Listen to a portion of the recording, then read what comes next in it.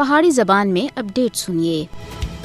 مقبوضہ جموں کشمیر وچ بھارتی فوجیاں دے ہاتھوں جبری گمشدگیاں اور ماورائے طال قتل عام دا سلسلہ رکنے دا نام نہیں کہن رہا۔ ضلع کپواڑہ وچ بھارتی شفاق فوجیاں سن مزید ایک نوجوان عبدالرشید ڈار کو دوران حراست شہید کر کے دایا۔ عبدالرشید ڈار کو بھارتی فوجیاں سن 15 دسمبر 2022 اغوا کیتا سا اور حال ہی وچ زرہامہ کپواڑہ دے جنگلاتی علاقے وچوں اس دی میت ملی ہے، جس دی شناخت اس دے جسم دے اوتے ایک نشان تھی کیتی گئی ہے۔ مقبوضہ جموں کشمیر وچ کشمیری عوام کو دوران حراست اور جعلی مقابلہ وچ قتل کرنا بھارتی فوجیاں دا وتیرہ بن گیا ہے۔ 1989 تی کہن کے ہون تک 10,000 دے زیادہ کشمیری بھارتی فوجیاں دی حراست دے وچ غائب، جبکہ جنوری 1989 تی کہن کے فروری 2023 تک 96,180 کشمیری بھارتی گولیاں دا نشانہ بنے ہیں۔ عبدالرشید ڈار دی راستی شہادت اور دوئے بہیمانہ قتل عام دے واقعات کشمیری عوام دی یاداں وچ پوری عمر یاد رہ سن۔ کشمیری عوام ایک کسی بھی صورت وچ نہیں بول سکتے کہ انہاں دے نوجوانوں کو کس طرح بلا جواز دوران حراست، فرضی مقابلہ اور ماورائے طال